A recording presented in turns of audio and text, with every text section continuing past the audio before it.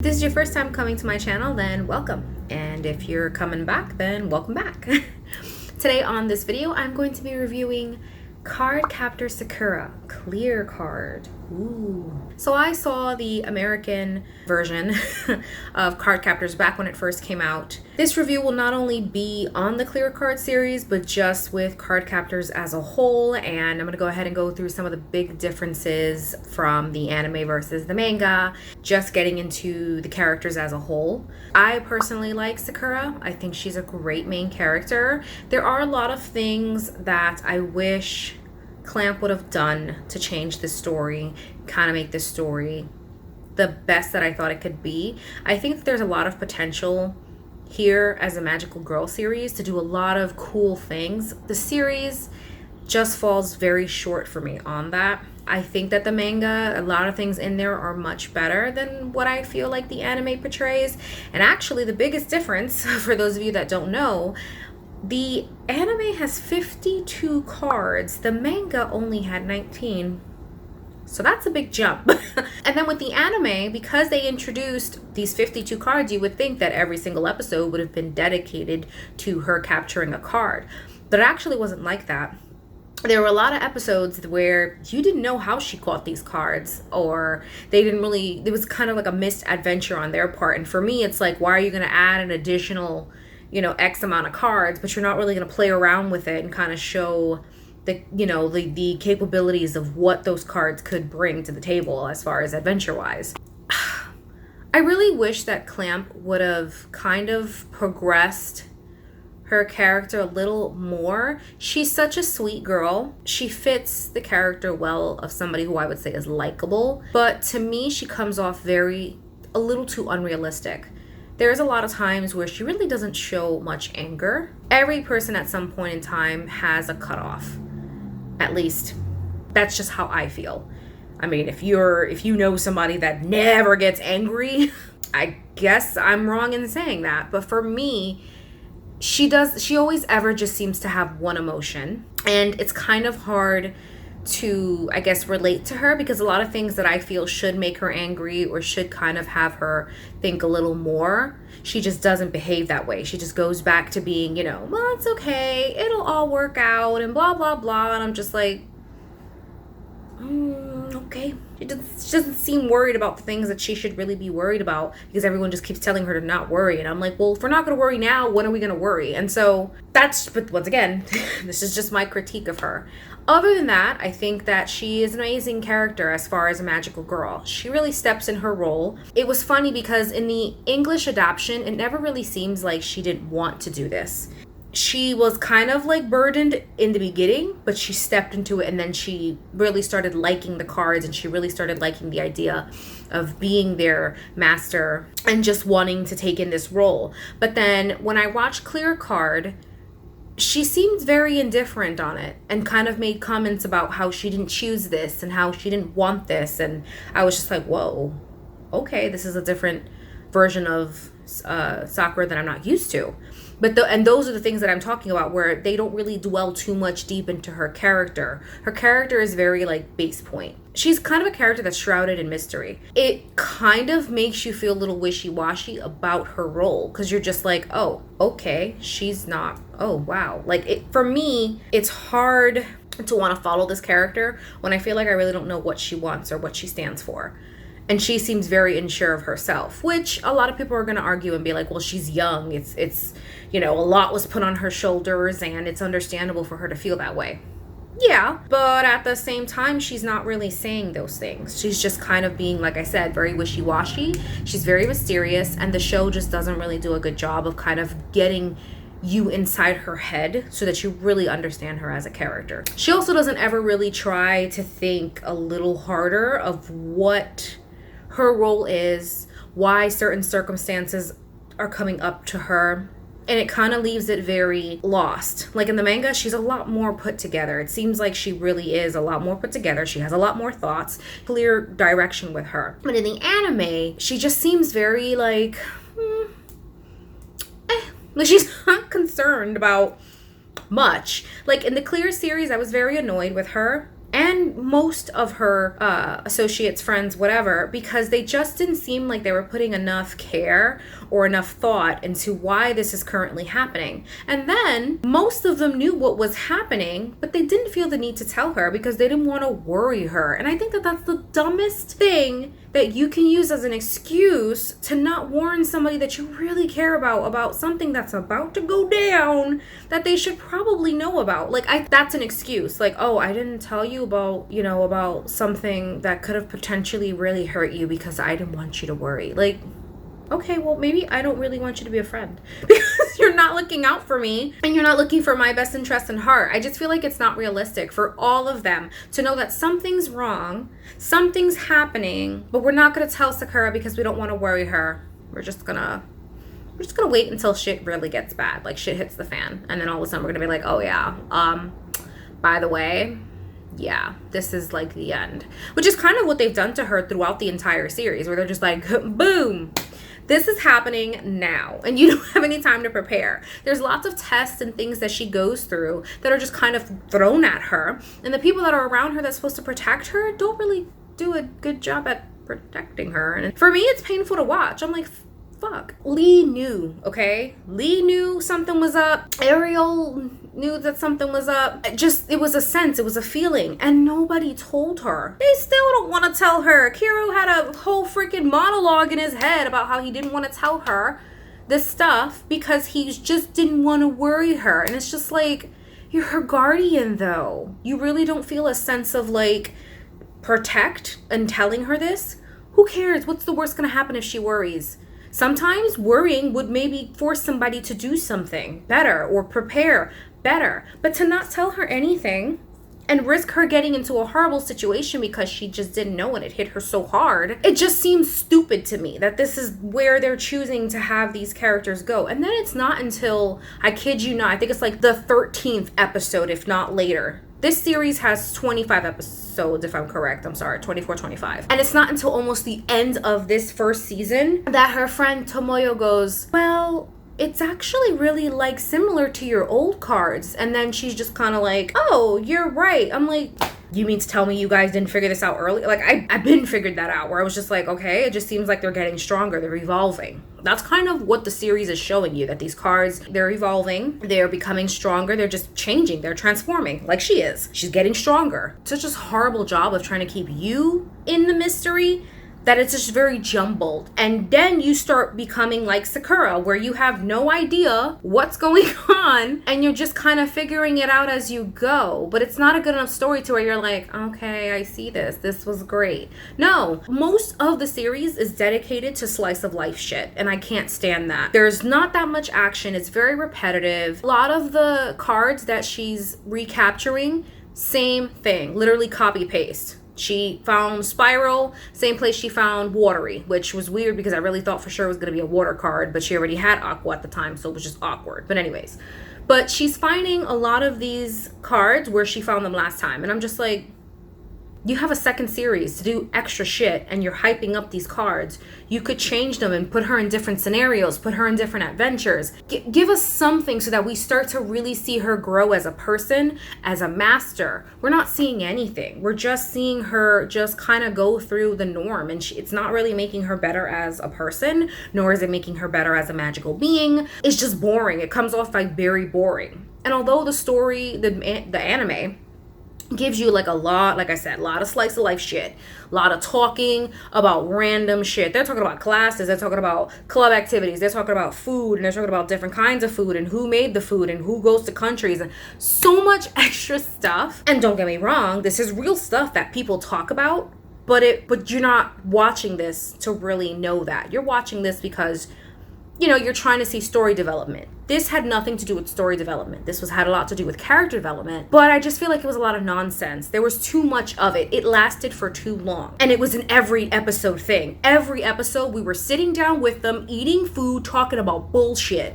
that had nothing to do with the original, like the actual story, the actual development of the story. And so a lot of times you're just sitting there going, Like I blazed past a few episodes because I couldn't take it anymore. It was just consistent with the talking of school activities and what school are you gonna go, what activity are you gonna do, and then wow, that's so, your food is delicious, it's amazing, can I try this kind of food, how did you learn this technique, oh, you learned this technique when you went to China, oh, why I learned this technique when I... And then randomly she'd get, pulled over by a card. They showed up in the most random spots, did the most random things, and a lot of it made no sense. She found one of them, Akiko, I think that's how they pronounce it, in her library. And I'm like, so how did the card know you were going to be there, number one? Number two, you randomly sensed this card. Like, if you had never went there, it's almost like it was just perfect. Like, it's a little too perfect. The show comes off very staged, very perfect. And a lot of time, it just doesn't make sense to me. And I'm just like, and then I knew they were going to do this whole cliffhanger thing because, like I said, it was only 24 episodes. And if you're going to do 24 episodes of a first series, you really should be doing a lot better to kind of progress the story in a good way. And they didn't progress the story at all in a good way. They spent, like I said, almost the entire first season doing stupid slice of life shit. And then she starts to capture a lot of cards in between, but then they start jumbling 2 cards in an episode, 2 cards in an episode. And once again, but they still not progressing the story. She still can't figure it out. She's still not really worried about it. And then they do this whole thing where she has the same dream the entire series, but it doesn't really help her. Sakura's always had this ability to have, dreams that give her premonitions. In the first series, she had the dream of the final judgment, and she's always had that ability. But it doesn't really seem like it ever freaking helps her. And she's always just kind of stuck in her dream. She's not able to do anything, and it's so slow progressing that it's just so annoying to watch. Like I said, the story does this thing where it's just painfully obvious. The transfer student, her happening to be in the same house, the mysterious butler. I'm like, really? You're really gonna say you don't know what's happening, you don't know what's going on, and no one's suspicious of this transfer student? Like, it's just stupid stuff. It's like painfully obvious for me, and I'm just like, I waited 20 years for this bullshit. Them to repeat the same story, because it's literally like copy paste. Ariel came into her life and caused all these troubles and things like that. And it's just like annoying it's annoying for me because it's not stimulating in any sort of way, shape, or form. And at this point, I'm just like, I don't really care. When you're blazing through a freaking show that only has 24 episodes, that's bad. And I do want to say that I'm a huge fan of Clamp. So happy to see her back. And this is what I get. And to be honest, I really think that they should have progressed the series more to where she was a little older. Because it would have opened the series up so much more to do a lot more stuff. More serious stuff, They want to be real nice and playful and not too serious because she's still in junior high, and she's still growing. And I feel like it makes it too kiddie, and you're not able to really dig deep into like trouble and like really giving her some good adventures. You have 52 freaking cards at your disposal that you could really put her in some shit with, and instead we're talking about omelet rolls and what club activities she wants to go to. And then her relationship with Lee, if you've seen the past 2 movies or 3 movies, I think it's 3 movies. Anyways, if you've seen the movies, you know that their relationship is already at that point. They both know that they like each other. They both have said that they love each other.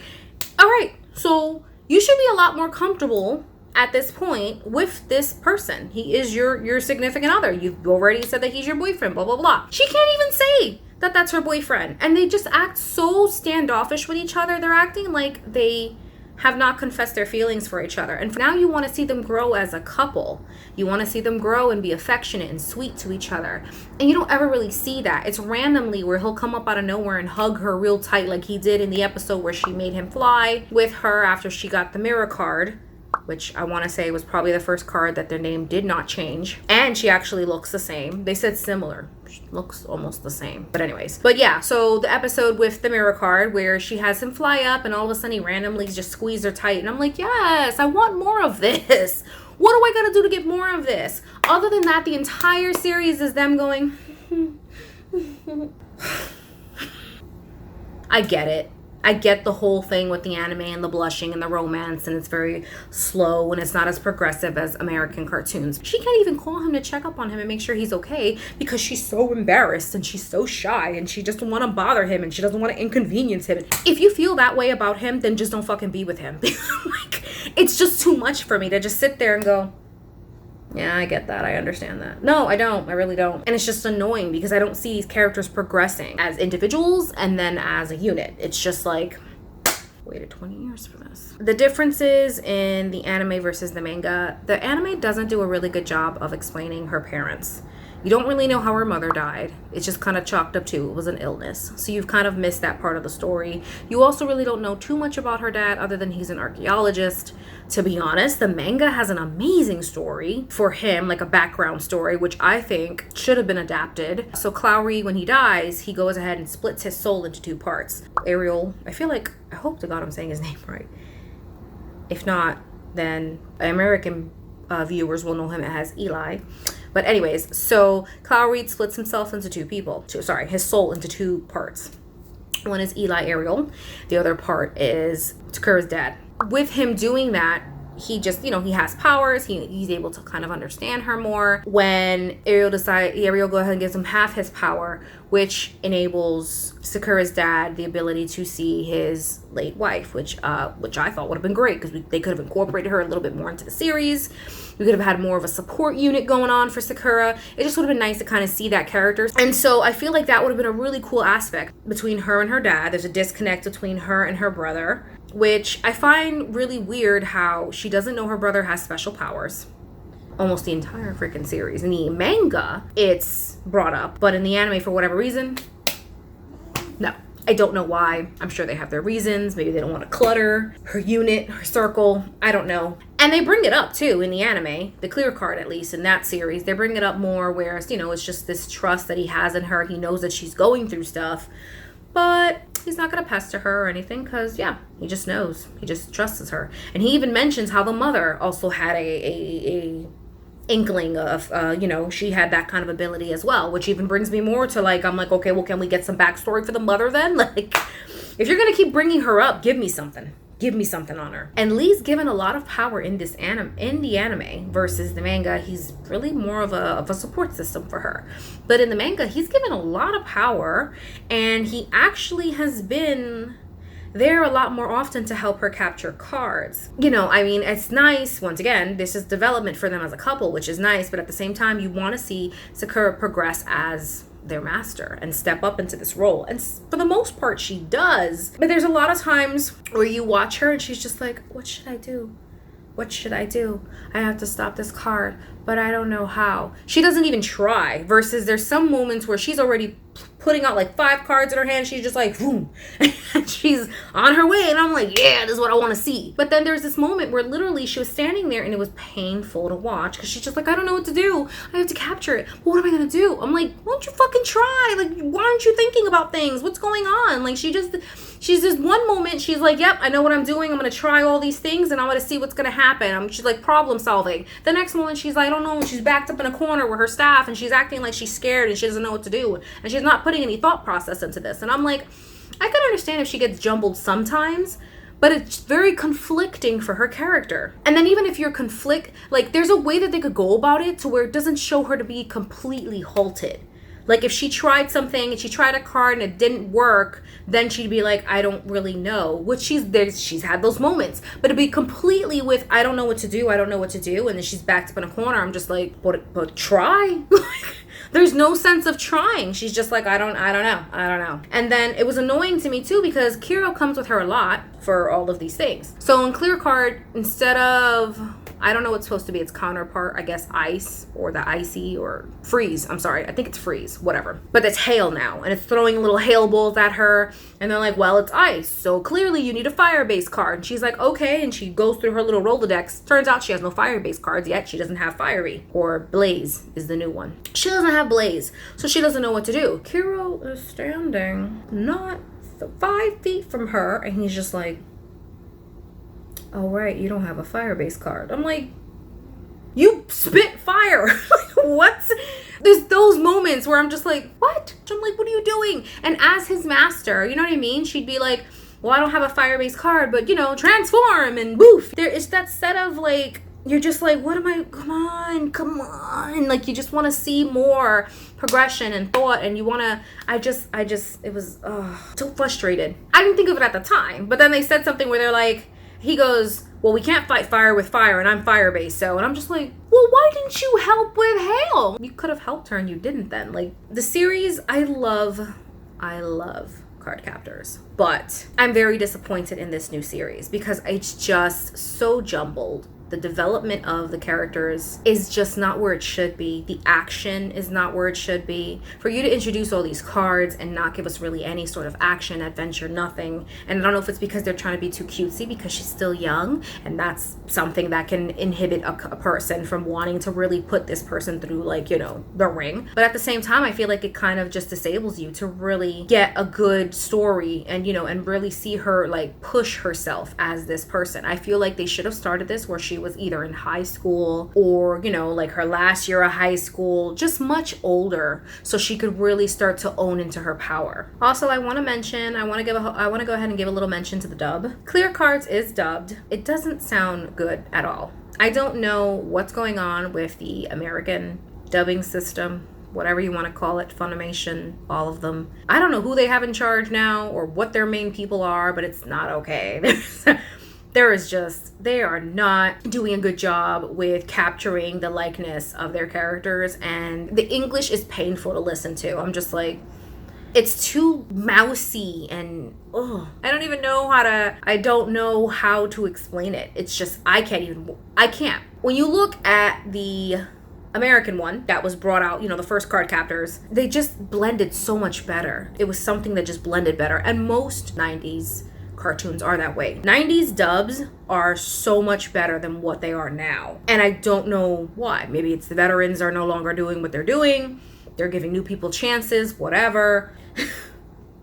It's not working. It just, for me, it sounds very unappealing. The tone is too, it just doesn't really go with her. At least in the 90s dubs, I felt like Sakura, she had that cute playfulness to her, but I also felt like her voice, like she was very mature, and she just sounded like she had more of a handle. This one just sounds so, like, too light, too bubbly. I don't know. It's just annoying. I don't know. And this isn't the first one. I wanted to say this in my Sailor Moon review. They redid the 90s Sailor Moon with now voices. Like, the voices now. Whoever the fuck did that, okayed that project, you are an asshole, okay? Why would you redo a perfectly good series that had great voices to it? It's a 90s show. Why are you redoing a 90s show with today's voices? It's not going to mix well.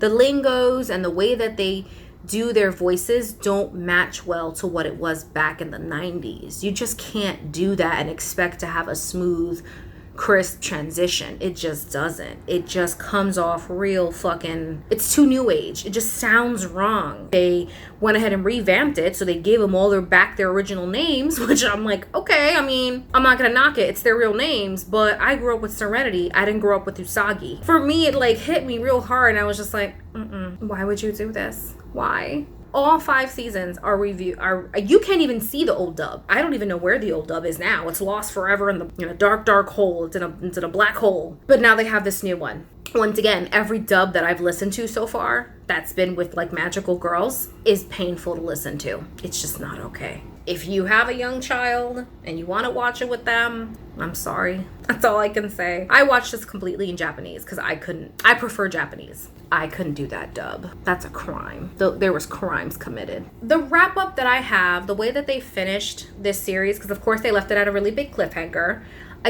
Once again, and it just wasn't something that I was just like, oh God, I gotta see the end of this. It just left me with of course, it wasn't that big of a climax. It really didn't give you, there wasn't enough story. You're kind of slowly starting to see the evil people now and where this is going, but it wasn't enough for me to be like, oh, wow.